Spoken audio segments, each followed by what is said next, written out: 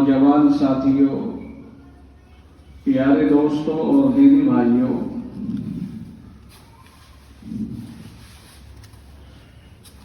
جمعیت علماء ہند کی طرف سے اس سے پہلے ترتیب یہ ہوتی تھی اصلاح معاشرہ کی کہ 15 دن، 10 دن یا 20 دن، زیادہ سے زیادہ 1 مہینے کے لیے پروگرام ہو گئے ملک بھر کے اندر، اور یہ ان کی طرف سے بہت بڑی خیر خواہی تھی کہ وہ امت مسلمہ کی خیر خواہی میں اس طرح کے اصلاحی پروگرامات کراتے رہتے تھے۔ لیکن اب کی بار ذرا دوسری ترتیب ہے۔ اس بار جو میٹنگ ہوئی، خاص طور سے ابھی پچھلے ہفتے مظفر نگر میں ہوئی، اس میں یہ بات واضح طور پر کہی گئی ہے کہ اب جو پروگرام ہوں گے ان کی نوعیت الگ ہوگی۔ یہ پروگرام پورے سال چلتے رہیں گے۔ ایسا نہیں ہے کہ 5 دن، 10 دن، 20 دن، مہینہ کر کے فارغ ہو گئے پھر 1 سال کے بعد، بلکہ اب یہ پروگرام پورے سال چلیں گے۔ اور ان کی ضرورت ہے۔ سن 1947 کے بعد جو ملک کے حالات بنے تھے، جس ناگفتہ بیگی دور سے ملک گزرا تھا، آج سرد انداز میں یا گرم انداز میں ملک اس سے کہیں زیادہ خطرناک حالات سے گزر رہا ہے۔ خاص طور سے مسلمانوں کی جو کیفیت ہے اور جو کنڈیشن ہے وہ انتہائی نازک مرحلے میں پہنچی ہوئی ہے۔ جدھر سے جو اٹھتا ہے وہ مسلمانوں پہ وار کرتا ہے۔ میں اس وقت کوئی سیاسی بیان کرنے کے لیے نہیں بیٹھا ہوں، بلکہ میرا مقصد صرف اور صرف یہ ہے کہ آپ حضرات اس بات پر مطلع ہوں، اور مطلع ہیں، آپ پہلے سے مطلع ہیں، اور بہت زیادہ اطلاع آپ حضرات کو ہے ساری چیزوں کے اوپر۔ کھلے لفظوں میں اشارہ کر کے آگے بڑھوں۔ میرا موضوع کچھ دوسرا ہے۔ ابھی پچھلے چند دنوں پہلے، ابھی ماضی قریب میں ہی، ایک عورت جو پارلیمنٹ کی ممبر بھی ہے باقاعدہ، اور اس ذمہ دار پارلیمنٹ کی ممبر نے، یعنی ایم پی ذمہ دار ہندوستان کا ایک فرد ہے، ایک عورت ہے، اس نے کھلے لفظوں میں اپنی سبھا میں خاص کر دیا اس بات کو کہ کہا ہتھیار رکھو اپنے گھروں میں۔ یہ کس لیے ہے؟ ہتھیار رکھو، اور آخر میں کہا کہ سبزی کاٹنے والے چاقو کو تیز کر کے رکھو تاکہ اس سے جلدی سے سبزی کٹے۔ جب سبزی تیزی سے کٹے گی تو دشمنوں کے سر اور چہرے بھی تیزی سے کٹیں گے۔ ایسی نازک صورتحال سے ملک گزر رہا ہے۔ ایسی صورتحال میں مسلمانوں کو کیا کرنا چاہیے؟ میں تو نہیں کہوں گا اس سبھا کے اندر کہ آپ حضرات کو کوئی ہتھیار بنانے کی میں آپ کو ٹریننگ کی بات کروں، یہ کروں۔ میں کہتا ہوں اپنے رب کی طرف رجوع کرنا چاہیے، اور راستے رب کھولتا ہے۔ جس رب نے کائنات کو پیدا فرمایا ہے، جس رب کے قبضے و قدرت میں ساری کائنات ہے۔ ایک دن ہم نے تاریخ میں سنا بھی ہے کہ نمرود جو اپنے آپ کو شہر بابل کے اندر خدائی کے دعوے سے متصف کرتا تھا اور کہتا تھا میں خدا ہوں، سیدنا ابراہیم علیہ السلام کو اس کے لیے اللہ تعالیٰ نے مبعوث فرمایا، اور جو اس کے باقاعدہ دربار کا ایک رتن تھا، اس کے گھر میں اللہ تعالیٰ نے ابراہیم علیہ السلام کو پیدا فرمایا، اور وہیں سے اللہ تعالیٰ نے بت کدے سے بت شکن کو پیدا فرما دیا۔ صورتحال کیا بنی ساری دنیا جانتی ہے۔ باپ نے بڑا ہونے کے بعد دھمکایا، سب کچھ کر لیا، لیکن چونکہ رب کا پیغام لے کر کے آئے تھے، اس لیے اس پیغام کو پھیلانا یہ ان کی ذمہ داری میں شامل تھا۔ وہ صرف اللہ سے ڈرتے تھے، اور اللہ ہی سے ان کا تعلق اور دوستی تھی۔ یہ ثابت کر دیا انہوں نے کہ جس رب نے مجھے پیدا کیا ہے، میں اس رب کے لیے جینا اور مرنا جانتا ہوں۔ سیدنا ابراہیم علیہ السلام پہ جو حالات آئے، اس توحید کی راہ میں، معاشرے کو درست کرنے کی راہ میں، وہ سب آیا ہے قرآن کریم میں، احادیث میں، وہ سارے کے سارے موجود ہیں۔ جس وقت میں ان کے خلاف پورا کفر متحد ہوا تھا اور یہ کہا تھا کہ حرقوہ وانصروا آلہتکم ان کنتم فاعلین، تم ان کو آگ میں جلا دو، کس کو؟ ابراہیم کو، اور اپنے معبودوں کی مدد کرو، اگر تم کر سکتے ہو تو یہ کرو۔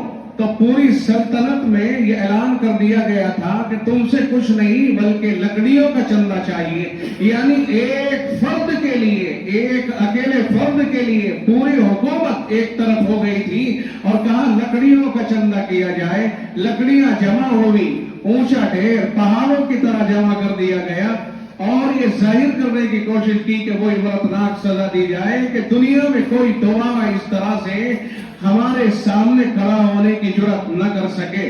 چنانچہ ابراہیم علیہ السلام کے خلاف آگ تیار کی گئی، آگ دہکائی گئی، جلتی رہی یہاں تک کہ اس قدر دہک گئی کہ اب اس آگ کے اوپر سے آسمان کی بلندیوں کی طرف کوئی پرندہ گزرنے کی جرات نہیں کرتا، اس قدر اس کی لپٹیں، اس قدر اس کی آنچ، اس قدر اس کی تپش۔ لیکن کیا آپ جانتے ہو کہ سیدنا ابراہیم علیہ السلام کو اس آگ میں ڈالنے کے لیے کفر نے، اور جبکہ پورا کفر متحد ہو چکا تھا، کفر نے تیاری کی اور ڈالنے کے لیے مشین جسے منجنیق کہا جاتا اس دور میں انہوں تیار کی گئی اور پھر اس کے ذریعے سے ابراہیم علیہ السلام کو اس آگ میں پھینکا گیا۔ جس وقت میں ابراہیم علیہ السلام کو آگ میں ڈالا جا رہا تھا، فرشتے رب سے اجازت لے کر کے حاضر ہو گئے اور کہتے ہیں کہ مولا کریم اجازت دیجئے کہ اس وقت میں تنہا ہے ابراہیم، ہم کچھ کر سکتے ہیں، ہمیں اجازت دیجئے، آنکھوں سے دیکھا نہیں جا رہا ہے۔ پورا کفر متحد ہو گیا، پوری سلطنت متحد ہو گئی، مگر ابراہیم علیہ السلام کا اور اللہ کا ایک تعلق تھا۔ اس تعلق کے درمیان کوئی آئے تو کیسے آئے؟ انہیں اعتماد اور بھروسہ تھا اپنے رب کے اوپر، اپنے رب کی ذات پر۔ ابراہیم علیہ السلام کے پاس فرشتے آئے، اللہ سے اجازت لے کے آگے دست بستہ کھڑے ہوئے اور عرض کیا کہ حضرت ہم آپ سے مدد کی درخواست کرتے ہیں، اگر آپ اجازت دیں تو ہم آپ کے لیے کافروں پر اس آگ کو الٹ دیتے ہیں۔ ابراہیم علیہ السلام نے فرمایا تم میرے پاس چل کے آئے ہو، یہ بتاؤ کسی کی اجازت سے آئے ہو کہ خود آئے ہو؟ کہا اجازت لے کے آئے ہیں۔ فرمایا جس سے اجازت لے کر کے آئے ہو وہ مجھے دیکھ رہا ہے کہ نہیں دیکھ رہا ہے؟ فرشتوں نے عرض کیا کہ مولا آپ کو دیکھ رہا ہے، رب ذوالجلال آپ کو دیکھ رہا ہے، آپ کے احوال کو دیکھ رہا ہے۔ فرمایا تو پھر ہٹ جاؤ، میرے اور اس کے درمیان ایک معاملہ چل رہا ہے، مجھے تمہاری مدد کی ضرورت نہیں، میں اس رب پر بھروسہ کرتا ہوں جس نے کائنات کو پیدا کیا ہے اور جس کے نام پر میں آج یہاں کھڑا ہوا ہوں۔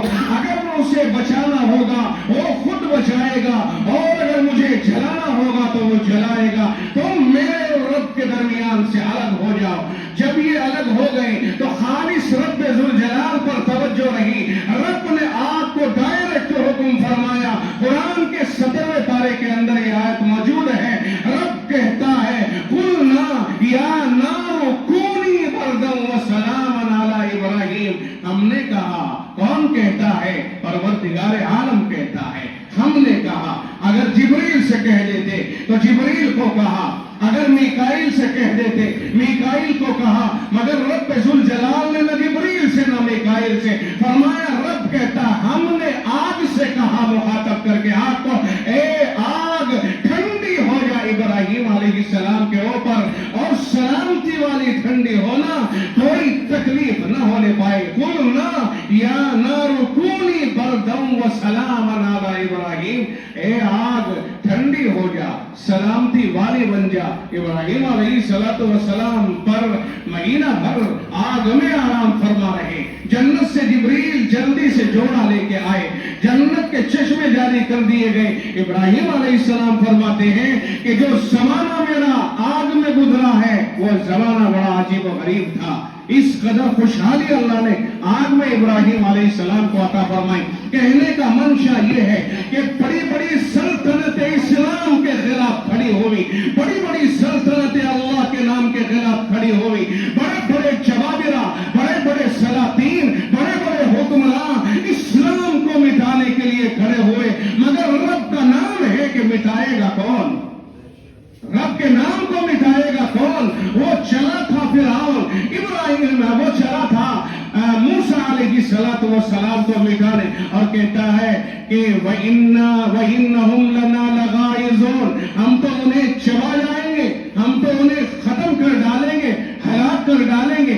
مگر آیا دریا پر، اور دریا کے کنارے پر آ کے دیکھتا ہے کہ موسیٰ علیہ السلام اور ان کی قوم بنی اسرائیل تو نکل گئی، اور اللہ نے دریا کو حکم دیا کہ تو رک جا.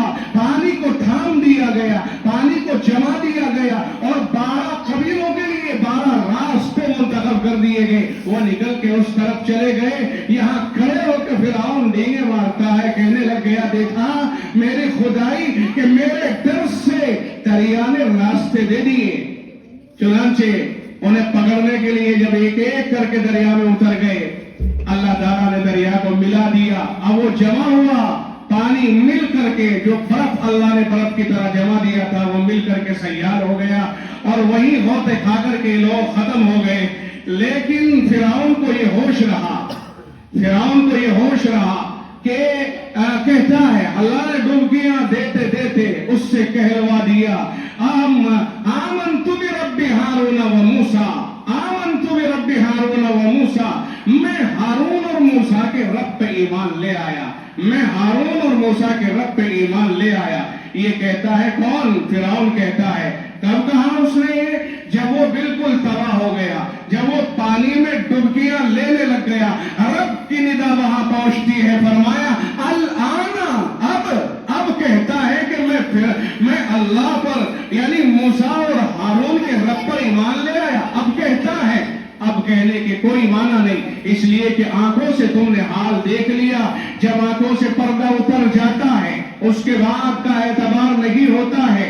ایمان تو غیب کے اوپر یقین رکھنے کا نام ہے. ہم نے رب کو دیکھا نہیں مگر رب کی قدرت کو ہر جگہ دیکھا ہے. ہم نے مانا کہ رب ذوالجلال ایک ہے. ہم نے محمد رسول اللہ صلی اللہ علیہ وسلم کو نہیں دیکھا مگر ہم یقین کرتے ہیں کہ وہ ہمارے آخری پیغمبر ہیں. ہمارے سامنے قرآن نہیں نازل ہوا، ہمیں یقین ہے کہ یہ قرآن اللہ کا کلام ہے. ہم نے فرشتوں کو نہیں دیکھا، ہمیں یقین ہے محمد رسول اللہ نے، آقا نے فرما دیا، صحابہ نے نقل کر دیا، نقل ہوتے ہوتے ہم تک چلا آیا. ہمیں یقین ہے کہ اللہ نے فرشتوں کو بنایا. جہنم کو ہم نے نہیں دیکھا، جنت کو ہم نے نہیں دیکھا، ہم نے کسی بھی چیز کو نہیں دیکھا، ہم نے ہر چیز کو بن دیکھے مانا.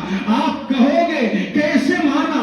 ہم کہیں گے رب نے فرمایا قرآن کریم میں اِنَّا نَحْنُ نَزَّلْنَا الذِّكْرَ وَإِنَّا لَهُ لَحَافِظُونَ. ہم نے ہی قرآن کو نازل کیا ہے، ہم ہی اس کی حفاظت کرنے والے ہیں. جس رب نے قرآن کی حفاظت کا وعدہ اور دعویٰ کیا ہے وہ قرآن ہمارے سامنے موجود ہے. اس قرآن نے بتایا کہ یہ سب چیزیں برحق ہیں، اس لیے ہم نے مانا. ہمیں یقین ہے پوری طرح سے 100% کہ ہر چیز سچ ہے، حق ہے. دنیا کی کوئی وہ قوت نہیں ہے جو اسلام اور مسلمانوں کو اپنی طاقت کے بل پر مٹا دے. یہ خام خیالی ہے، یہ خواہ کی خوش فہمی ہے. اسلام کسی کے دباؤ میں نہیں ہے، اسلام خدا کا دیا ہوا مذہب ہے اور آخری مذہب ہے. جس رب نے رسولوں کو روک دیا اب کوئی رسول نہیں آئے گا. جس رب نے پیغمبروں کو روک دیا اب کوئی پیغمبر نہیں آئے گا. جس رب نے محمد الرسول اللہ کو آخری نبی بنا کر کے بھیج دیا اور اعلان کر دیا ما کان محمد ابا احد من رجالکم ولکن رسول اللہ وخاتم النبیین، کہ محمد تمہارے مردوں میں سے کسی کے باپ نہیں ہے. مراد یہ ہے کہ ان کا بیٹا کوئی زندہ باقی نہیں رہے گا کہ آگے چل کر کے وہ بھی دعویٰ کر سکے کہ میں نبی کا بیٹا نبی بن گیا. نہ کوئی نہیں، اس لیے کہ نبی کی میراث کو ہی برقرار نہیں رکھا گیا، وہ بھی صدقہ کرا دی گئی. فرمایا ولیکن رسول اللہ، وہ تو رسول ہے اللہ کے، وخاتم नबिय्यीन, और नबियों के सिलसिले को खत्म करने वाले हैं। आका ने खुद फरमाया अना खातमुन नबिय्यीन वला नबिय्य बादी, मैं आखिरी नबी हूँ, नबियों का सिलसिला खत्म करने वाला हूँ, मेरे बाद कोई नबी नहीं आएगा। इन अहादीस और कुरानी आयात के सामने अब हमारे लिए एक रास्ता बचता है कि हम इस बात पर गौर करें कि अल्लाह ने हमें अकल दी है, अकल से सोचें और 100 बार सोचें कि जिस रब ने आदम अलैहिस्सलाम से लेकर और मोहम्मद रसूलुल्लाह तक 1.25 लाख नबियों का सिलसिला इसलिए चलाया कि उसका दीन लोगों में पहुंच जाए, उसका दीन लोगों तक चला जाए, उसकी बात लोगों में चली जाए और लोग उसके अहकामात पे अमल करके इंसानियत का मुजाहरा करें और अपने माशरे को बेहतर से बेहतर बनाए। उसी रब ने आखिरी नबी के ऊपर नबियों का मुकद्दस सिलसिला रोक दिया।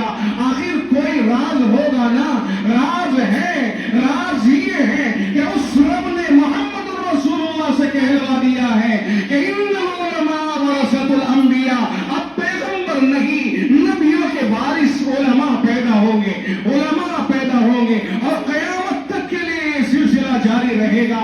नबूवत वाला काम नहीं बंद हुआ, बल्कि नबूवत का सिलसिला बंद हुआ है। नबी नहीं आएगा, नबियों का वाला काम बाकी रहेगा। कौन करेगा? फरमाया उलमा करेंगे। खुदा की कसम, जिस रब ने कुरान के महफूज करने का वादा कर दिया कयामत तक और नबियों को रोक कर उलमा का सिलसिला जारी कर दिया कयामत तक, अब दुनिया की कोई वो कुव्वत नहीं है जो कुरान में तब्दीली कर सके, तहरीफ कर सके और इसे मिटाने की बात कर सके। जो इसे मिटाने के लिए खड़े हुए न जाने कितने मिट पड़े। आप बहुत नजदीक में देखेंगे कि वसीम रिजवी ने कहा था कि हमने कुरान के अलावा दूसरा कुरान छाप दिया है, चल गया। वसीम रिजवी कहां है? दुनिया में बहुत आए और बहुत आएंगे, आते रहेंगे, लेकिन कुरान का न बैल पैदा हुआ न हो सकेगा। वो जैसा अल्लाह का कलाम था जिसके महफूज करने का जिम्मेदार और गारंटर रब हो, उसे कोई मिटाने की कोशिश करे, ये सही ला हासिल है, सही मजमूम है। और मेरे भाई, कुरानी अहकाम की हिफाजत हमारे लिए भी लाजिम है। सिर्फ कुरान वर्कों में महफूज रहने की चीज नहीं है, वर्कों में महफूज रहेगा और रहेगा, इंशाअल्लाह रहेगा, लेकिन कुरान करीम को तो हमें अपने अमल में भी महफूज रखना पड़ेगा। कुरान करीम को अपने अमल से महफूज रखा जाए और दुनिया को यह बताया जाए कि कुरान इसको कहते हैं। देखो, कुरान लफ्जों में पढ़ा जाता है, कुरान लफ्जों में पढ़ा जाता है, लेकिन सिर्फ पढ़ने के लिए कुरान आया है या कुरान करीम अमल के लिए आया है, आप ये तय फरमाइए। कुरान करीम अगर पढ़ने के लिए आता तो रसूलुल्लाह सल्लल्लाहु अलैहि वसल्लम से किसी का मुकाबला न होता, रसूलुल्लाह से किसी की दुश्मनी न होती, रसूल को अपना वतन छोड़ना न पड़ता, मक्का मुकर्रमा को छोड़ना न पड़ता। आपने वतन छोड़ा कुरान की इबादत के लिए, आपने अपने तमाम रिश्ते कुर्बान कर दिए अल्लाह के लिए, कुरान की हिफाजत के लिए। मालूम हुआ सिर्फ अल्फाज पढ़ना मकसूद नहीं, बल्कि अल्फाज पर अमल करना मकसूद था। अल्फाज के तहत अल्फाज के ऊपर अमल करना मकसूद था। मिसाल के तौर पर अल्लाह ताला ने फरमा दिया व अकीमुस्सलाता व आतुज़्ज़काता, आपने मजे ले लेकर के पढ़ लिया कि रब कहता है व अकीमुस्सलाता व आतुज़्ज़काता। अब अकीमुस्सलाता और आतुज़्ज़काता पर अमल होगा कि नहीं होगा? रब कहता है व अकीमुस्सलाता, लोगों नमाज कायम करो, व आतुज़्ज़काता, और माल में से ज़कात अदा करो। तो अल्फाज को पढ़ना अलग चीज है, उनके ऊपर अमल करना अल्फाज का तकादा है। कुरान के नुज़ूल का मकसद उसके ऊपर अमल कराना है, वरना नबी सल्लल्लाहु अलैहि वसल्लम से किसी को नफरत करने की जरूरत क्यों पेश आती?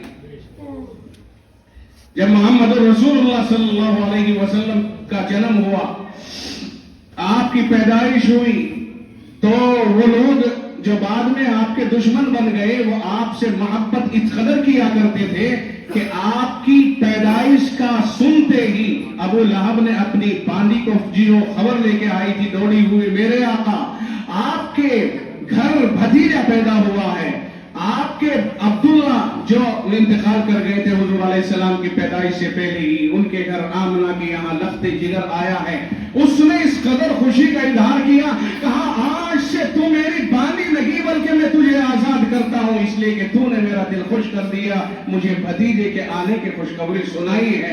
وہ جو رسول اللہ صلی اللہ علیہ وسلم سے اتنی محبت کرتے اور اتنا تعلق کرتے کہ اگر آپس میں جھگڑے بھی ہو جاتے تو محمد رسول اللہ جو فیصلہ کرتے وہ ان کے یہاں ماننے ہوتا، اس کے اوپر عمل ہوتا۔ آج وہی کیوں ہاتھوں میں پتھر اٹھائے کھڑے ہیں، کیوں ہاتھوں میں تلوار لیے کھڑے ہیں، کیوں محمد الرسول اللہ کے گھر کا محاصرہ کیے ہوئے ہیں، کہا یہ نکلے تو قتل کر دیں، سب ایک مرتبہ ہی ان پر وار کر دیں۔ یہ سب کچھ حالات کیوں بن گئے ہیں؟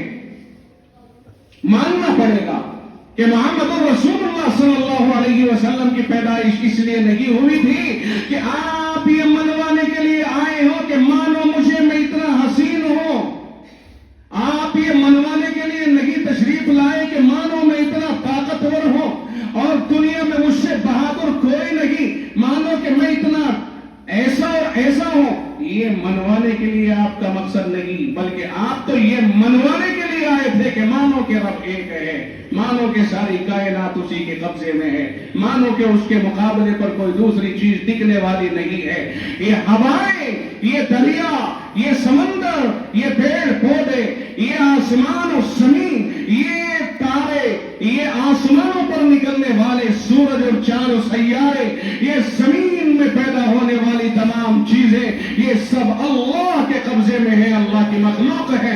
یہ سارے پیدا ہونے والے جانور، یہ گائے بیل بھینس، یہ چڑیے، یہ ہاتھی، یہ اڑنے والے، یہ چلنے والے، یہ رینگنے والے، یہ چیونٹیاں، تمام جیو جنتر سب اللہ کی مخلوق ہے۔ وہ تو یہ بتانے آئے تھے کہ مانو کہ وہ رب ایسا ہے، ایسی طاقت والا ہے، اور اسی کے احکام ہیں قرآن کریم میں، اسی کے احکام ہیں۔ یہی منوانے کے لیے رسول اکرم صلی اللہ علیہ وسلم تشریف لائے تھے۔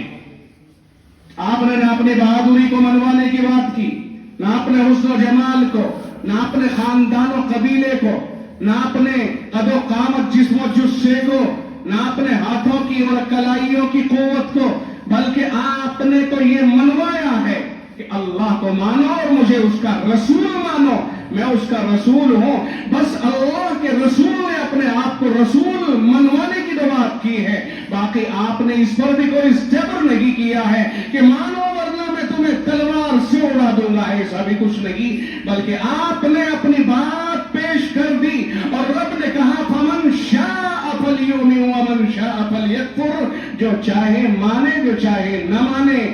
جبرن کسی کے اوپر کوئی چیز تھوپی نہیں جائے گی، زبردستی کوئی نہیں ہے۔ مانے گا اللہ اسے جنت دے گا، نہیں مانے گا اللہ کے عذاب کا سامنا کرنا پڑے گا اس دن میں، جس دن کوئی کسی کا نہیں ہوگا۔ فَإِذَا نُفِخَ فِي الصُّورِ فَلَا أَنْسَابَ بَيْنَهُمْ، جس دن سور بھوگا جائے گا اس دن نسب رشتے ختم ہو جائیں گے، آپس میں کوئی کسی سے بات چیت نہیں کرے گا، اور صورتحال یہ بن چکی ہوگی یوم یفر المرء من اخیہ، اس دن آدمی آدمی سے بھاگے گا، کوئی کسی کا نہیں ہوگا، نفسی نفسی کا عالم ہوگا، باپ سامنے کھڑا ہے، کسی کو یہ شبہ نہ رہے کہ اگر میں اپنے قریبی رشتہ داروں کو دیکھوں گا تو میں ضرور مدد کروں گا، نہیں، رب کہتا یبصرونہم، آپس میں ایک دوسرے کو دکھا دیے جائیں گے، لیکن کوئی کسی کے اوپر دیکھو، کوئی کسی کے اوپر نظر کرنے کے باوجود کسی کو پہچاننے کی کوشش نہیں، اور پہچانے گا تو دور بھاگے گا، کبھی تجھ سے کسی نیکی کا مطالبہ کر لے۔ یہ دنیاوی رشتے جو ہم یہاں قائم کیے ہوئے ہیں یہ وہاں ٹوٹ جائیں گے۔ ایک وقت ایسا آئے گا، سنو میرے عزیزو، ایک وقت ایسا آئے گا کہ یہ رشتے، یہ تعلق داریاں، یہ دوستیاں، بلکہ ایک وقت دوستوں میں بھی آئے گا۔ آج دوستی کے نام پر بڑے بڑے ظلم کر ڈالتے ہیں، آج دوستی کو نبھانے کے لیے بڑے بڑے گناہ کر ڈالتے ہیں۔ ایک دن وہ آئے گا کہ دوستی پر انسان پچھتاتا ہوا کہے گا یا ویلتا لیتنی لم اتخذ فلانا خلیلا، ہائے کاش میں فلاں سے دوستی کرتا ہی نہ تو کتنا بہتر ہوتا. یا ویلتا لیتنی لم اتخذ فلانا خلیلا، کاش کہ میں فلاں کو دوست بناتا ہی نہ، کاش کہ میں فلاں کو دوست بناتا ہی نہ. آج یہ دنیا میں ہے صاحب، آج تمہارے موبائلوں میں پورا new year, happy new year, آج سال گرہ منائی جا رہی ہے. روڈ کے اوپر، ہوٹلوں کے اوپر، چائے خانوں کے اوپر، تمام پارکوں میں آج پورا دن ہو گیا، پورا دن ہو گیا، اور اب رات تک وہی رات کے 12 بجے سے مننا شروع ہوا تھا اور رات کے 12 بجے تک منتا رہے گا. یہ کون سا ڈرامہ ہے میرے دوستو؟ آج جنوری فروری کے اعتبار سے 1 جنوری ہے، جنوری سورج کے اعتبار سے آتی ہے. جنوری کا اسلام کے ساتھ کوئی تعلق نہیں ہے. اسلام کے ساتھ تو محرم سے تعلق قائم ہوتا ہے. تمام کے تمام سال برابر، 12 مہینے رب کے یہاں برابر، لیکن اسلامی مہینے تو محرم، صفر، ربیع الاول، ربیع الثانی، جمادی الاولی، جمادی الاخری، یہ ہیں رجب، شعبان، رمضان، شوال، ذوالقعدہ، ذوالحجہ، جنہیں ہم جانتے تک نہیں ہیں. چاند کی تاریخوں کا علم نہیں ہے ہمیں. چاند سے، جبکہ ہر چیز کا تعلق رب نے چاند کی تاریخوں سے جوڑا ہے. آپ عید منائیں گے چاند دیکھ کر، روزے رکھیں گے چاند دیکھ کر، عاشورہ کا روزہ رکھیں گے چاند دیکھ کر، آپ عید الاضحیٰ منائیں گے چاند دیکھ کر. آپ جتنے بھی آپ میں سے عدت ہوگی چاند کے اعتبار سے، یہ ساری چیزیں، حج ہوگا چاند کی تاریخوں کے اعتبار سے. یہ سارے کے سارے احکام اسلامیہ چاند سے جڑے ہوئے ہیں. جنوری فروری سے اسلام کی کسی بھی عبادت کا کوئی تعلق نہیں ہے. میں مہینوں کے ہونے کا انکار نہیں کرتا کہ آپ ان کا حساب چھوڑ دیں، آپ ان کا نام لینا چھوڑ دیں، مجھے مہینوں سے کوئی اعتراض نہیں. اعتراض اس کے اوپر ہے کہ ایک مسلمان اپنی شناخت چھوڑ کر کے دشمن کے چنگل میں کیوں جا رہا ہے. دشمن نے جال بنایا بہت طاقتور، پوری دنیا میں پھینکا تو مسلمان اس جال کو سمجھا کیوں نہیں. یہ فرسٹ ایئر، یہ نیا سال، یہ نئے سال کی مبارکبادیاں، ان کا اسلام سے کوئی تعلق نہیں. اور اگر تم میں کوئی دانشور، کوئی پروفیسر، کوئی دنیاوی تعلیم سے بہت زیادہ متاثر میری ان باتوں سے اتفاق نہیں کرتا ہے تو نہ کرے، مجھے اس سے کوئی بحث نہیں ہے. میں وہ بتاؤں گا جو اسلام میں جائز ہے اور جو ناجائز ہے. مجھے کبھی کسی کے اس طرح کے آنکڑوں سے کوئی سروکار نہیں ہوتا. بات کھل کر کے مجھے اسلام کے بارے میں کہہ دینا ہوتا ہے اور یہ ہماری ذمہ داری ہے. ایک عالم اگر اسلام کے احکام کو کھل کر نہ بیان کرے، پھر اس عالم کی قیامت کے دن گردن کی نقطی ہوگی. اللہ کے نبی صلی اللہ علیہ وسلم نے فرمایا اذا ظہر البدع والفتن فلیظہر العالم علمہ، او کما قال. فرمایا علامہ شمس الدین ذہبی نے کتاب الکبائر میں حدیث پاک کو نقل کیا کہ آقا نے فرمایا ہے اذا ظہر البدع والفتن فلیظہر العالم علمہ. فرمایا جب بدعتیں، جب فتنے ظاہر ہو جائے اور منہ پھاڑ کر کے قوم کی طرف بڑھ رہے ہوں، اس وقت میں عالم کے اوپر اپنے علم کو ظاہر کر دینا ضروری ہے. اس وقت چاہیے کہ ایک عالم اپنے علم کا برملا اظہار کرے. اگر اس وقت بھی عالم نے اپنے علم کو ظاہر نہ کیا تو پھر کب کرے گا؟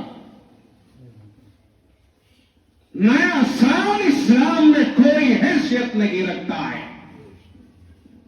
آج ہمارے موبائلوں پر دوستوں کی مبارکبادیاں آ رہی ہیں. نیا سال مبارک، نیا سال مبارک. تیرا محرم کہاں گیا؟ تیرا وہ سال کہاں گیا جو اسلام سے متعلق ہے؟ اگر مبارکباد دینی ہے، میں کہتا ہوں مبارکبادی کی تو کہیں ہے ہی نہیں، لیکن دینی ہے تو وہاں تو لگتا ہے. یہاں کے کیا معنی ہے؟ اپریل فول منایا جاتا ہے، 1 اپریل منائی جاتی ہے. یہی معلوم نہیں کہ اپریل فول کے کیا مطلب ہے. آپ کو شاید یہ اندازہ نہ ہو کہ 1 اپریل جس میں جھوٹ بولنے کو جائز کہا گیا اور دنیا میں جھوٹ بولنے پر کوئی پکڑ نہیں 1 اپریل میں. باقی دنوں کے اندر تو آپ نے جھوٹ بول دیا، اپنا غلط بیانی کر دیا، آپ نے ہمیں دھوکہ دے دیا، لیکن اپریل میں کوئی جھوٹ بولنے کو برا سمجھتا ہی نہیں. 1 اپریل کو، اپریل کی 1 تاریخ کو یہ ہمارے اندر بھی چل رہا ہے. ایک بار میرے ساتھ بھی 1 اپریل کو یہ دھوکہ کیا گیا. مجھ سے بتا دیا گیا کہ تیری اماں کا انتقال ہو گیا. میں گرتا پڑتا گھر پہنچ جاؤں، کچھ نہیں. بعد میں پہنچا تو حضرت کہا 1 اپریل نہ تھی. شرم و حیا کا مقام ہے. اندلس جو مسلمانوں کی 800 سال کی تاریخ کا ایک بہترین مصور ہے، مسلمانوں کی 800 سال کی تاریخ کی عکاسی کرتا ہے. اندلس، غرناطہ، قرطبہ، اشبیلیا، کہاں کہاں کے نام گنائے. یہ جسے اسپین کہا جاتا ہے وہ اندلس. وہاں پر مسلمانوں کا ایک دبدبہ قائم تھا، دنیا پہ مسلمان حکومت کرتا تھا. مسلمان گولڈن دور سے گزر کر کے آئے ہیں اور آج تاریخ کے گڑھے میں آ کر کے گر گئے ہیں. اپنے بڑوں کی تاریخ کا ان کے پاس علم نہیں ہے. جس وقت میں اندلس کے اوپر اسلام کا سکہ چلتا تھا، پھر آہستہ آہستہ ہمارے اندر تبدیلی آئی، عیاشیوں میں مبتلا ہونے شروع ہو گئے، رب کی پکڑ آنی شروع ہو گئی. آخر یہ ہوا کہ 800 سال حکومت کرنے والا مسلمان ذلیل و خوار ہو کر اور قتل و غارت گری کے ساتھ میں رسوا ہو کر کے یا تو ختم ہو گیا یا ملک بدر ہو گیا. اور جو بچ گئے تھے وہ اس طرح چھپ گئے اپنے شناخت ختم کر کے اور اپنی پہچان ختم کر کے کہ کوئی ان کا نام لینا تک نہیں، کوئی یہ تک نہیں بتا سکتا تھا کہ کوئی مسلمان واقعی ہے. لیکن انٹیلیجنس اور خفیہ ایجنسیوں نے سرکار کو بتایا عیسائیوں کی سلطنت قائم ہو چکی تھی. انہیں بتایا، کہنے لگے کہ ابھی ہماری تحقیق یہ ہے کہ مسلمان چھپ کر کے ہمارے اس ملک میں رہ رہے ہیں. کہا انہیں چھپے ہوئے مسلمانوں کو ظاہر کرنے اور نکالنے کا طریقہ کیا ہے، یہ طریقہ ڈھونڈا جائے تاکہ انہیں ختم کر دیا جائے. تو انہوں نے ایک جھوٹ گھڑا، اپنی کابینہ میں ایک جھوٹ گھڑا. جھوٹ یہ گھڑا کہ بھئی لوگوں سے کہہ دیا جائے کہ جو ہوا سو ہوا، اور اب جو مسلمان ملک میں رہ رہے ہیں وہ چھپے نہ، بلکہ ان کو گرین کارڈ دیا جائے گا، نیشنلٹی دی جائے گی ان کو، اور یہاں کی شہریت دی جائے گی. اور وہ فلاں دن اپریل کی 1 تاریخ اس کے لیے طے کر لی گئی کہ اپریل کی 1 تاریخ کو فلاں جگہ جمع ہو جائے. جیسے ہمارے یہاں کہہ دیا جائے کہ بھائی دلی رام لیلا میدان میں جمع ہو جائے. چنانچہ پورے ملک میں منادی کرا دی گئی، اپریل کی 1 تاریخ طے کر دی گئی کہ 1 تاریخ میں سب لوگ وہاں آ کر کے جمع ہو جائیں. اپریل آ گیا، سب لوگوں نے خوشی کے ساتھ میں اپنے آپ کو باہر نکال دیا کہ اب تو ہم یہاں بھائی بھائی بن کے رہیں گے، کوئی دقت نہیں ہے. اور اتنی میٹھی انداز میں بات کی کہ لوگ نکلنے پر مجبور ہو گئے. جب سب لوگ جمع ہو گئے کسی ایک جگہ پر تو فورس کو لگا کر کے بجائے گرین کارڈ دینے کے ریڈ کارڈ دے دیا ان کو، یعنی تگے ٹیک کر دیا گیا. ان کے اوپر تلواروں کی بوچھار کر دی گئی. کوئی ایک بھی اس دن باقی نہ رہا، ہر مسلمان کو اس دن دھوکہ دے کے قتل کیا. یہ ہے وہ 1 اپریل جسے مسلمانوں ہم بھی منا رہے ہیں. اس کی تاریخ کا علم نہیں ہے ہمیں. یہ سڑی ہوئی تاریخ ہے ان عیسائیوں اور یہودیوں کی. مسلمانوں کے ساتھ انہوں نے سب کچھ کر رکھا ہے اور آج ہم ان کے آلائے کار بنے کہ ہمیں یہ تک پتہ نہیں چل پاتا ہے کہ ہم کر کیا رہے ہیں. نئی ٹیکنیک لے کر کے آ رہے ہیں. کہتے ہیں کہ صاحب برتھ ڈے منایا جائے گا. برتھ ڈے جس دن آپ پیدا ہوئے، برتھ ڈے جس دن پیدا ہوئے وہ منایا جائے گا. کیک لایا جا رہا ہے، کیک کاٹا جا رہا ہے، اسے کھایا جا رہا ہے، دوستوں میں خوشیاں منائی جا رہی ہے. میرا جنم دن آ گیا، میرا برتھ ڈے آ گیا. یہ صورتحال یعنی مر کے زندہ ہوتے ہیں. جب اس وقت میں سوتے وقت میں اللہ کے نبی نے دعا سکھائی، اللہم باسمک अमूतु व अहया, ए मेरे रब मैं तेरे ही नाम को लेकर के मरता हूं और तेरा ही नाम लेकर जिंदा हो जाऊंगा। ये नींद मौत की बहन है, ये नींद मौत की बहन है। जब सोता है बंदा तो मुर्दे के कायम मकाम हो जाता है। तो उस वक्त की दुआ सिखाई, मौला तेरे ही नाम से मरता हूं और तेरे ही नाम से जिंदगी चाहिए। और जिस वक्त में वो सुबह उठता है तो दुआ पढ़वाई, दुआ कहलवाई, दुआ सिखाई, शरीयत ने अल्फाज को महफूज कर लिया। अल्हम्दुलिल्लाहिल्लज़ी अहयाना बाद मा अमातना। तमाम तारीफें उसी अल्लाह के लिए हैं जिसने हमें जिंदा किया, हमें मार देने के बाद। हमारा तो रोजाना जन्मदिन होता है, वइलैहि नुशूर, और हमें अल्लाह ही के पास लौट करके जाना है, इकट्ठा भी वही होना है, हमें हिसाब भी देना है अल्लाह ही को। हमारा महशर होगा एक दिन, पूरी कायनात जमा होगी। हमारा तो रोज जन्मदिन होता है। वो सालिम एक दिन साल में जन्मदिन मनाने की बात कर रहे हैं, हम कहते हैं तुम रोज जन्मदिन मनाओ। मतलब ये हुआ कि रोजाना अल्लाह तुम्हें याद दिलाता है कि मैंने तुम्हें शाम को नींद से सुलाया, गोया तुम्हें मार दिया, अब तुम्हें नींद से बेदार किया, गोया कि तुम्हें जिंदा कर दिया है। ये तुम्हें मौत और जिंदगी के दो सबक रोजाना दिए जा रहे हैं। और शाम के वक्त में हदीसों में आता है कि अपना हिसाब करो, ये है हमारा जन्मदिन। रोजाना हम नए सिरे से जन्म लेते हैं, शाम को हिसाब लगाया जाए। जिस तरह दुकानदार अपनी दुकान का शाम को कैश गिनता है, अपने सामान का हिसाब लगाता है, कितना गया, कितना आया, कितनी आमदनी हुई, कितना घाटा, उस घाटे और नफे का की काउंटिंग करो। पूरा शाम के वक्त में सोते वक्त में ये देखा जाए, आज मैंने कितनी नेकियां की हैं, आज मैंने कितनी बुराइयां की हैं, आज मेरी जिंदगी में कौन सा गलत कदम उठा, आज मैंने कौन सा सही कदम उठाया है। अगर अच्छा कदम उठ गया अल्लाह का शुक्र अदा करें, बुराई हुई अल्लाह से तौबा करें।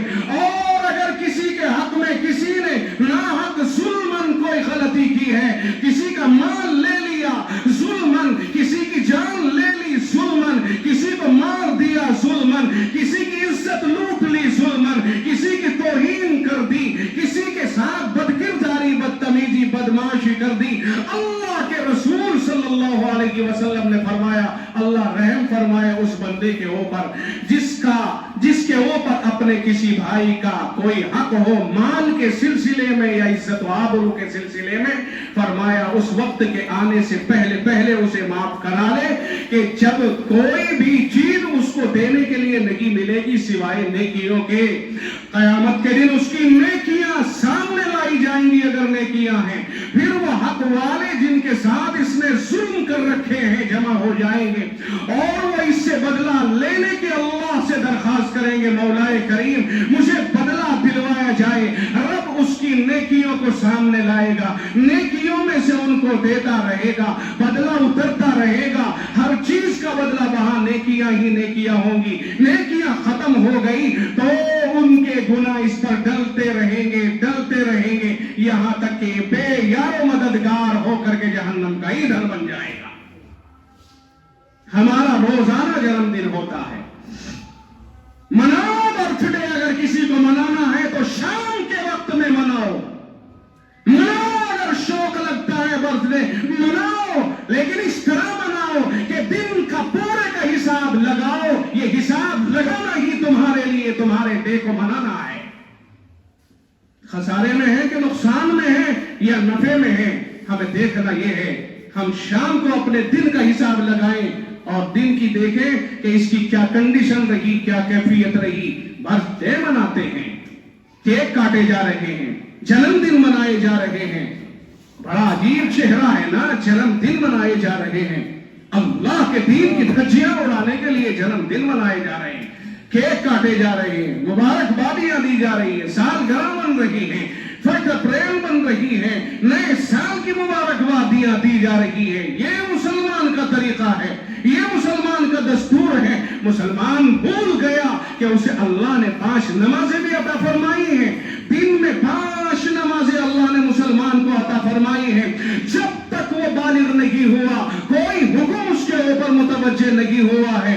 अगर वो नेक काम نیکیوں کا ثواب اس کے ماں باپ کے کھاتے میں چلا جاتا ہے، اور جس دن وہ بالغ ہو گیا اسی دن اللہ کا حکم اس کے اوپر نافذ ہو گیا، رمضان آئے گا تو روزہ رکھنا لازم ہو گیا۔ بیٹے سے روزہ رکھوا لیا، بچے لوگوں کی دعوت کر دی، دوستوں کی دعوت کر دی، وہ کیا ہوا؟ کہا بیٹے نے روزہ رکھا ہے جی، اب دعوتیں ہو رہی ہیں۔ یہ شریعت نہیں ہے، یہ شریعت کا مذاق ہے، توہین ہے، عبادت ہے، یہ فرض ہو گئی اس کے اوپر۔ اس میں ریاکاری کے کیا معنی ہے کہ بیٹے نے روزہ رکھ لیا؟ یہ کون سی بات؟ ارے روزہ فرض ہوا تھا اس کے اوپر، اللہ نے فرض کیا تھا، اللہ کا حکم اس نے ادا کر لیا ہے، اللہ نے اسے ہمت عطا فرمائی تھی، اللہ نے اسے جان دی تھی، طاقت دی تھی، توانا بنایا، آج وہ بلوغت کو پہنچ گیا، اس پر روزہ فرض کر دیا، اس نے روزہ رکھ لیا، تو اس میں دعوتیں اڑانے کا کیا مطلب ہے؟ مذاق بنا دیا ہم نے شریعت کو، معاشرے میں خلاف شرع امور کو ہم نے قابل فخر سمجھا ہے۔ کوئی ایسا مرحلہ نہیں آتا جس میں ہم، یہاں تک کہ اگر ہم عمرے کو جا رہے ہیں، خاموشی کے ساتھ چلا جا، نفلی عبادت کرنے کے لیے جا رہا ہے نا، نفلی عبادت میں ریاکاری کیوں کر رہا ہے؟ نفلی عبادت کرنے جا رہا ہے، جھولا اٹھا، کپڑے اٹھا، خاموشی سے ایسے چلا جا جیسے تو بازار کو جاتا ہے۔ بازار کو جاتا ہے چلا کے نہیں جاتا، سسرال کو جاتا ہے چلا کے نہیں جاتا ہے، وہ دوستوں میں مہمانداری کرنے جاتا ہے تو شور و شرم کر کے نہیں جاتا ہے، خاموشی سے چلا جاتا ہے۔ کوئی رستے میں ملا، کہاں جا رہے ہو؟ کہ یار ذرا دلی تک جانا ہے، ہو کے آتا ہوں۔ کوئی مل جائے کہہ دو یار اللہ نے توفیق دے دی ہے، ذرا دیکھ رہا ہوں، خدا کرے میری منزل آسان ہوئے، عمرے کے ارادے سے جا رہا ہوں۔ لیکن جی عمرے کو جانا ہے، فلاں تاریخ کو ضرور آنا ہے، کیا کرنے آئے گا جی؟ وہ کیا کرنے آئے گا؟ کیوں اپنا کام چھوڑ کے آئے گا؟ عمرے کو جا رہے ہیں، وہ جاؤ، اللہ کا در کھلا ہوا ہے۔ عمرے کتنے ہی لوگ وہ ہیں جو گدے دے کر کے عمرے جاتے ہیں، کتنے ہی لوگ وہ ہیں جو بے ایمانی کا پیسہ ہڑپ کر کے عمرے کو جاتے ہیں، اور کتنے ہی لوگ وہ ہیں جو صاف ستھرا حلال پیسہ لے کے عمرے کو جاتے ہیں۔ مگر بار بار عمرہ کرنے جا رہے ہو، پڑوسیوں کا خیال کیا کہ نہیں کیا کہ وہ بیٹیاں جو گھروں میں بیٹھی ہیں 30 اور 35 سال کی ہو گئی ہیں، ان کا خیال کیا کہ نہیں کیا؟ کیا وجہ بنی کہ کیوں نہیں رشتے ہو رہے ہیں، کیوں نہیں نکاح ہوا ہے؟ وجہ کیا بنی؟ یہ تو کہہ دیا کہ فلاں محلہ بہت خراب ہے صاحب، وہاں کی عورتیں تو زنا کرنے پر آمادہ ہو جاتی ہیں، دھندا بار ہے۔ مگر سن لو، کوئی دھندا بازی پر اگر اتر آئی ہے تو پیچھے دیکھ لو، کوئی مجبوری تو نہیں ہے۔ امیروں کی گردنیں نہ پی جائیں گے اس وقت میں کہ جب کوئی دھندا بازی شروع کر دے کہ جناب میرے گھر کا کوئی خیال نہیں کرتا، میرے بچوں کا کوئی امیر خیال نہیں کرتا، اور میرے لیے اس کے سوا کوئی چارہ کار نہ بنا، تو میں کیا کروں؟ رب کے سامنے یہ عذر بھی ہو سکتا ہے کسی خاتون کا، چوری کرنے کے لیے کوئی نکل پڑا، آخر کیوں نکل پڑا؟ کیا سبب ہو سکتا ہے؟ آپ کے اور ہمارے ذمہ چور کو سزا ہی دینا نہیں، بلکہ چوری کرنے کی وجہ بھی دریافت کرنا ہے۔ غربت تو اس کے پیچھے نہیں۔ امیروں کے عمرے، امیروں کی پکنک، امیروں کے ہنی مون، یہ سب منائے جا رہے ہیں۔ بیٹے کی شادی ہو گئی، جاؤ بیٹے لندن جاؤ، پکنک منا کے آؤ، جاؤ پیرس چلے جاؤ، ہنی مون منا کے آؤ، جاؤ یہ چلے جاؤ وہ کسی غریب کے گھر کا اگر خیال کر لیا ہوتا اور اس پر نظر ڈال لی ہوتی تو نہ جانے ہزاروں عمروں سے زیادہ ثواب مل جاتا۔ کسی کے منہ میں لقمہ دے دیا ہوتا، کسی غریب کی مدد کر دی ہوتی، کسی کے کپڑے بنا دیے ہوتے، کسی کو سردیوں میں لحاف دے دیا ہوتا، کسی کے گھروں۔ امام ابو حنیفہ رحمۃ اللہ علیہ، کوفہ شہر اتنا بڑا تھا، امام ابو حنیفہ جن کے فقہ کو ہم مانتے اور فالو کرتے ہیں، وہ امام ابو حنیفہ پورے کوفے میں جتنے غریب تھے سب کے بدن کے ناپ ان کے پاس پہنچے ہوئے تھے، اور سب کے گھروں کی کیفیت جو غریب تھے پہنچی ہوئی تھی۔ ہر گھر میں امام ابو حنیفہ کی طرف سے ان کے خرچ کے بقدر روزینہ پہنچتا تھا، اور 2 جوڑی کپڑے ہر آدمی کو ملتے تھے جو غریب تھے۔ اور اتنا خرچ کرنے کے بعد جس وقت میں ان کا انتقال ہوا، 56 کروڑ اس زمانے کی کرنسی ان کے خزانے میں موجود تھی جو گنی گئی۔ اتنا خرچ کرنے کے بعد پورے کوفے کے غریبوں، پورے شہر کے غریبوں کے اوپر خرچ کرنے اور لٹانے کے بعد کاش کہ کوئی لوگوں کے حالات تو دیکھے. کچھ لوگوں کے اندر یہ رسم ہے کہ صاحب بیٹی، قومیں ہیں الگ الگ جو ہم نے بنا رکھی ہیں، ڈھول ڈرامے پیٹ رکھے ہیں، جو اللہ نے تو انسان بنایا تھا، قومیں تو ہم نے بنائی، اللہ نے تو بنائی نہیں. دھیان رکھنا، یہ قومیں ہم نے بنائی ہے. یہ جاٹ، یہ رانگڑ، یہ گوجر اور یہ تیلی اور یہ تیاگی اور یہ رمیسرا اور یہ فلاں، یہ سب اللہ نے نہیں بنائے، ہم نے بنائے ہیں. اللہ نے تو انسان بنایا اور کائن ناکرم اور یہ پہچان کے ذریعے بتا دیے ان کو کہ ٹھیک ہے یہ بنائے نا، یہ شعبے اور شاخیں جو ہم نے بنائی ہیں، فرمایا یہ صرف پہچان کا ذریعہ ہے، بلندی کا معیار اس کے اوپر بلندی کو نہیں ناپا جا سکتا ہے. بلند مقام وہ ہے جو اللہ کے نزدیک مکرم اور محترم، اللہ سے زیادہ ڈرنے والا ہو. تو کوئی بھی ہو وہ ہے بلند مقام. اللہ تعالیٰ نے نہیں بنائے ہیں. بعض برادریاں انہوں نے طے کر رکھا ہے کہ صاحب ہمارے یہاں لڑکی کو اگر پیغام آئے گا تو تبھی شادی کی جائے گی، نہ پیغام آئے تو 45 سال کی بھی ہو جائے ہم برادری میں خود پیغام لے کر ہی جائیں گے تو نہ کٹ جائے گی. اور ہمیں معلوم ہے ایسے چند افراد کا کہ جن کی وجہ سے برادری اس رسم کی وجہ سے کہ ہم پیغام لڑکی کا لے کے نہیں جائیں گے کسی کے یہاں، بلکہ لڑکے والا ہمارے یہاں پیغام لے کے آئے گا تو شادی، یہ رسم ہے ان کے یہاں. اور تقریباً 45 اور 47 سال کی ان کی عمر ہو چکی ہے. ان سے چھوٹا بھائی ہے، اس کی شادی بھی اسی لیے رکی ہوئی ہے، 42 سال کا تقریباً ہو گیا ہے کہ بہنوں کی ابھی تک چونکہ نہیں ہوئی تو بھائی کی کیسے کریں. اسے آپ تعلیم کا حصہ کہو گے کہ جہالت کا حصہ کہو گے؟ ایمانداری سے بتاؤ. اللہ کے نبی علیہ الصلوۃ والسلام نے ارشاد فرمایا یا علی ثلاثۃ لا تؤخرها، 3 چیزوں کے اندر تاخیر مت کرنا، 3 چیزوں کے اندر تاخیر مت کرنا. الصلاۃ اذا آنت، نماز کا جب وقت ہو جائے تو نماز میں تاخیر نہ کرنا. والجنازۃ اذا حضرت، جنازہ جب آ جائے تو اس کو پڑھنے میں انتظار نہ کرنا، فوراً نماز پڑھ لو. تیسری چیز والایم اذا وجدت لها کفوا، اور فرمایا کہ وہ بے نکاحی لڑکی جب تو اس کا جوڑا پالے تو فوراً اس کی کا نکاح کر دے، اس میں تاخیر نہ کرنا. یہ تو رسول اللہ فرما رہے ہیں اور یہ ہماری رسم کا تقاضا ہے. رسول کی مانے کہ رسم کو مانے. معاشرہ ہے نہیں، معاشرے میں نہ جانے کیا کیا ہم نے پلیدگیاں گزار رکھی ہیں، کیا کیا گندگیاں اور نجاستیں گزار رکھی ہیں. معاشرہ ہی تو ہے یہ بھی کہ ایک طرف تو یہ آوازیں لگ رہی ہیں کہ تعلیم تعلیم تعلیمی بیداری، تعلیمی کا بہت اچھی بات ہے. چچر کمیٹی کی رپورٹ، رنگاناتھ مشرا کی رپورٹ، اور یہ ہمارے مسلمانوں کے لیے کہتے ہیں صاحب یہ تو بالکل ہی دلتوں سے بھی نیچے چلے گئے. یہ ان کا درد دل نہیں ہے، بلکہ تمہاری بے عزتی کے لیے رپورٹیں مانگی جا رہی ہے کہ مسلمان اب کتنے پانی میں ہیں. درد دل ہوتا تو تمہارے لیے اسکول بنائے جاتے، تمہارے علاقوں میں تعلیم گاہیں بنائی جاتی. درد دل نہیں بلکہ ذلت و رسوائی کے لیے کھنگالا گیا تھا. سمجھو، تعلیم حاصل کر لی، گریجویٹ بن گیا، ڈاکٹر یا انجینئر بن گیا تو تعلیم کا تقاضا یہ تھا کہ امن و امان معاشرے کے اندر آتا.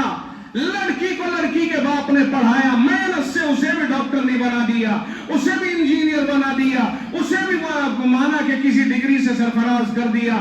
جس باپ نے لڑکی کے اوپر اپنی زندگی کو خرچ کر دیا، کھپا دیا، اپنی دولت کو لٹا دیا اور لاکھوں لاکھ روپے خرچ کر کے اس بیٹی کو ہی قیمتی ہیرا بنا دیا، اس بیٹی کے جب رشتے کے لیے کسی کو تلاش کیا، کہا ڈاکٹر نہیں ہے تو ڈاکٹر چاہیے، انجینئر ہے تو انجینئر چاہیے تاکہ میل مل جائے. اس باپ کی اس محنت پر پانی پھرتا ہے اس وقت میں جب وہ انجینئر پڑھا لکھا اپنی جہالت کا ثبوت دیتا ہے اور جہیز کا مطالبہ کرتا ہے کہ بڑا لڑکا ڈھونڈا ہے، جہیز بڑا چاہیے. ظالم کو چاہیے کہ جس باپ نے اپنے لخت جگر کو ہیرا بنا کے اور تراش کے اور سمار کے اور سجا کے تیری طرف اس کا رخ کیا ہے، تو اس کے قدموں میں جا کے بیٹھ اور کہ تیرا شکریہ تو نے مجھے ایسی بیٹی دی ہے، تو اس کے باپ سے جہیز مانگتا ہے. شرم و حیا نہیں رہی معاشرے میں ایسے جوانوں کو. یہ لعنتیں ہیں معاشرے میں جو برس رہی ہیں. پھر آ جائے تو گھر کی عورتیں چینے نہیں دیتی، ٹارچر کرتی ہیں. یہاں تک کہ بعض دفعہ لڑکیاں خودکشی کرنے پہ مجبور ہو جاتی ہیں. ایسی صورتحال طلاق تک نوبت پہنچ جاتی ہے. تیرے باپ نے کیا دیا, تیرا باپ کیسا, تیرے باپ کی یوں اور یوں. جب یہ صورتحال بنتی ہے تو وہاں سمجھ لو کہ اب یہ رشتہ نہیں چلے گا. باراتوں کی چڑھائی اس کے باپ کے اوپر, اور منڈھا اپنے گھر منڈھا اسلامی رسم نہیں ہے. ولیمہ اسلام کی سنت ہے. ولیمہ چھوڑ دیا, منڈھے کو لے لیا, بارات کو ادھر لے گیا, اس سے کہا میرے ایسے اور ایسے آدمیوں کی کھانا ایسا چاہیے. کیا ظلم و ستم کر رہا ہے معاشرہ اپنے ہی رشتہ دار کے ساتھ. ارے بھائی, آج وہ تمہارے لیے نیا ہے, کل وہ تمہارا جگری رشتہ دار ہو جائے گا, کل وہ تمہارے لیے پیارا اور دل کا ٹکڑا بن جائے گا. کل اگر اس کا کوئی نقصان ہو جائے آپ برداشت کرو گے؟ ایمانداری سے بولیے, اگر آپ کے رشتہ دار کا کوئی نقصان ہو جائے آپ برداشت کریں گے؟ نہیں کریں گے. تو آج خود بخود اپنے رشتہ دار کا نقصان کرنے کے لیے یہ اتنا بڑا کیا نام لشکر کیوں لے کر کے جا رہے ہو؟ کیوں اس کا گھر اجڑوا رہے ہو؟ 5-7 آدمی جا کے سادگی سے نکاح کر کے لا کے اپنے گھر ولیمہ کر لو, اپنے دوستوں کی خواہشیں پوری کر لو. کیوں؟ آخر میں سمجھتا ہوں جمعیت علماء ہند نے انہی اس طرح کے ٹاپکوں کو دیا ہے, کہا لوگوں کو بتاؤ. اور آج تو میں نے کچھ نئی باتیں اس لیے کی ہیں کہ آج کے دن کی مناسبت سے کہا یہ برتھ ڈے کی بات آئی. بہت ساری جگہوں سے میرے پاس یہ کمپلینٹ تھی, کہا یہ لوگ اس طرح کر رہے ہیں. کہو تو صحیح, یہ جوان بھاگ رہے ہیں اس طرح برتھ ڈے کی رسم منا رہے ہیں, سالگرہ منائی جا رہی ہے. آپ بتاؤ تو صحیح ان کو. کہا ہماری ذمہ داری ہے بھائی روح شناس کرانا, کسی کی سمجھ میں آ جائے فبیہا ونعمت, اور نہیں آتا تو لاٹھی سے منوانا. یہ ہماری ذمہ داری نہیں. ہمارا کام تو صرف آپ تک بات پہنچا دینا ہے درد دل کے ساتھ. اگر آپ نے مان لیا خوشی ہوگی, اور نہیں مانا تو کچھ نہیں بگاڑ پائیں گے ہم آپ کا. وہ اللہ جانے آپ جانے. ہمارا کام جتنا تھا وہ ہم نے کیا. یہ چند باتیں ٹوٹی پھوٹی سی میں نے آپ تک پہنچائی ہیں. اللہ تعالی ہماری حفاظت فرمائے. اور ایک بات آخر میں کہہ دوں کہ حوصلہ بلند رکھیے, تناؤ کی کیفیت سے بچیے, کہیں حساس جگہ پہ جا کے اپنے آپ کو تباہی کا لقمہ مت بنائیے. البتہ اپنے دلوں کو مضبوط رکھیے کہ آپ کے دل میں اللہ بستا ہے, اور جس کے دل میں اللہ نہیں اس کھوکھلے دل والے سے آپ کو ڈرنے کی کوئی ضرورت نہیں ہے. میں آپ کو کہہ کے جا رہا ہوں. وآخر دعوانا الحمدللہ.